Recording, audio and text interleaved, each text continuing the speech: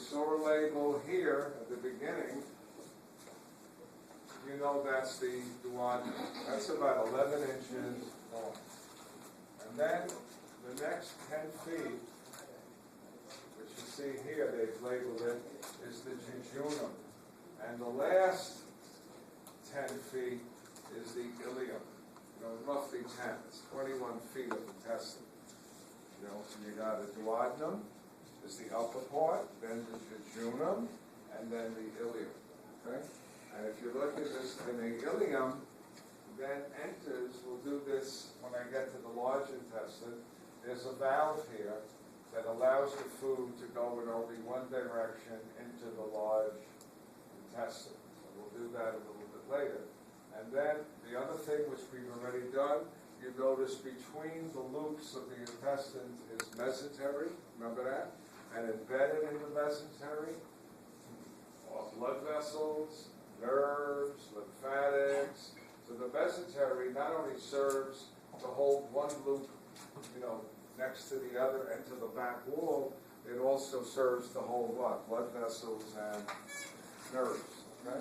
So that's the gross anatomy of the small intestine. Now,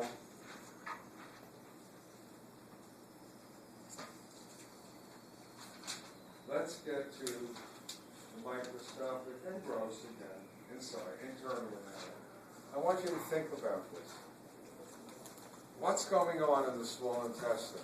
I've dumped in your food from the stomach, and I've also dumped in a lot of juice from the pancreas with enzymes to break down the food. I've dumped in bile to help emulsify, right? And so, and then what do I want to do when I break down all of this food? I'm going to break it down into what? Monosaccharides, amino acids, glycerol, fatty acids, remember all of that? And I want to absorb it, okay? Now, to do all of that, I need a very large, extremely large surface area, okay? And we're going to see in a few minutes, not right now, how we did that. One of the things that increases the surface area is that the inside is just not straight like this with cells. But in reality, you have these projections. Each one is called a villus. And here are your cells.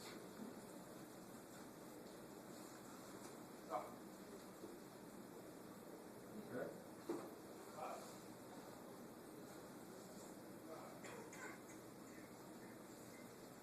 And because it's not straight, but thrown into these folds called villi, you're going to increase the surface area.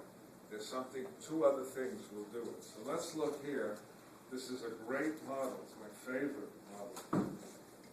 This is a villus. This is a villus. This is a villus. Now what they did on these three villi was very clever. In one, they showed in the middle capillaries here.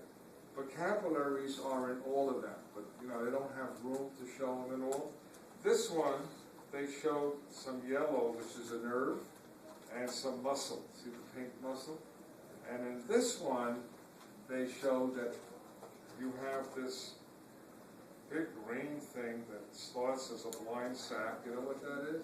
That's a lymph capillary called the lacteal, L-A-C-T-E-A-L. So let's backtrack for a second. Where is the food? Here's the food. Here's the food. So the food, see it, is touching these pink cells. Everybody with me? What are the little blue cells? They're goblet. Okay? Now, when food touches these pink cells, oh, you got to watch this. This is cool. The food, this is the food. And if you broke it down, there are amino acids and glucose and fructose and, right? They're going to enter the cells. And then they're going to come out the back. And they're going to go either into the blood or the lymphatic. So now if you look up, this is the inside of the cell. See where my finger is? This is the outside. So when food goes through these pink cells, where are they going? Most of the food is going to go into the capillaries. When I say food, the products of digestion. But fats can't get into the capillaries. They go into the lacteals. So each villus, if I really wanted to be cool, I can do it. It says each villus has a lacteal, and each villus has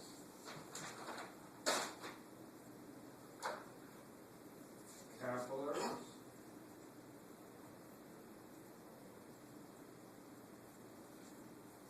Okay.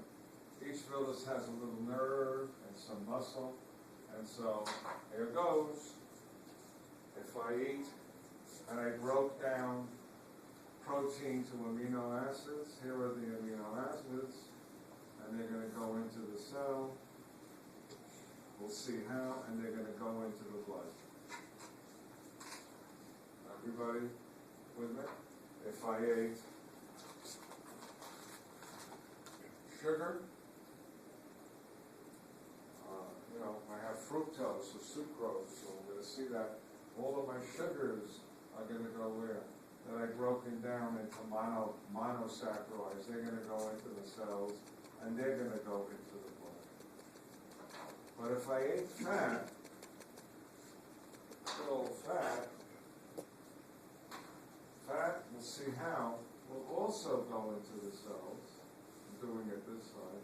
But where will the fat go? The fat will go into the lacteal, which is a lymph capillary. So this is called a lacteal, which is a lymph.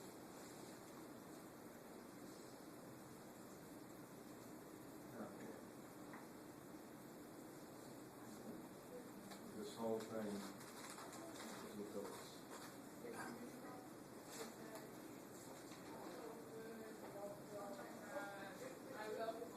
Now, those who like to take pictures, this is a great thing to take a picture of. Let me do it first, you ready? Because we're almost done. This is the mucosa. See the mucosa? Now, I got one more thing I have to show you. Just pay close attention. Look what happens periodically. Do you see this dips down? See this? This is a gland. See it? See it? Called an intestinal gland. Don't take the picture yet. So, what I will have is periodically this.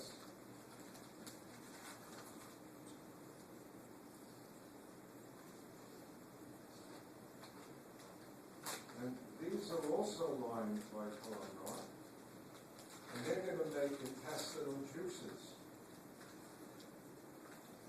And they have special names depending where they are. But this is an intestinal gland.